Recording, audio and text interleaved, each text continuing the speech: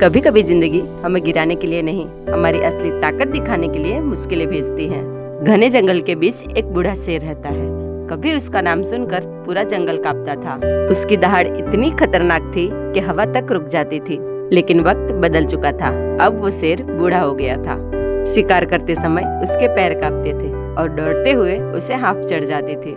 धीरे धीरे जंगल के जानवरों ने भी उसे डरना बंद कर दिया। एक दिन कुछ लकड़बग्घे उसके सामने खड़े होकर हंसने लगे। देखो, जंगल का राजा अब चल भी नहीं पा रहा है। शेर चुप रहा।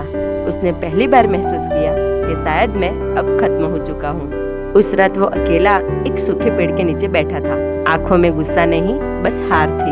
तभी एक छोटा हाथी डरते हुए उसके पास आया और धीरे से पूछा, क्या आप वही शेर हो जिनकी कहानियाँ मुझे मेरी माँ सुनाती थी? शेर हल्का सा मुस्कुराया और बोला, हाँ। हाथी ने बोला, तो आप अब दहाड़ते क्यों नहीं? शेर ने आसमान की तरफ देखा और कहा, अब मेरी दहाड़ में पहले जैसी ताकत नहीं रही।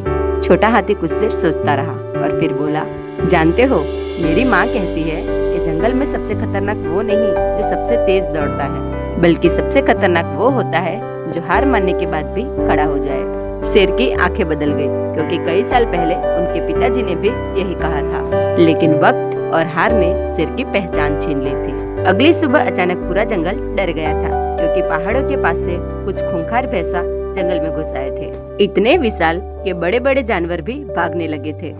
लकड़बग्घे जो कल तक शेर पर हंस रहे थे, आज वो भी छिप रहे थे।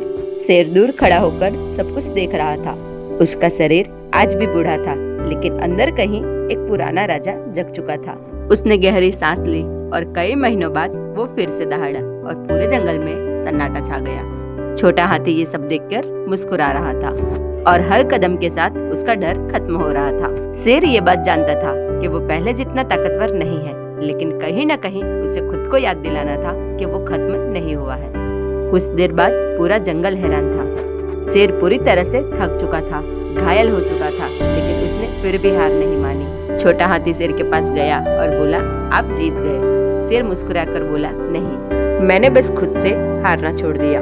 दोस्तों, जिंदगी में इंसान तब नहीं हारता जब उसकी ताकत कम हो जाए, बल्कि वो तब हारता है जब वो खुद को कमजोर मान लेता है।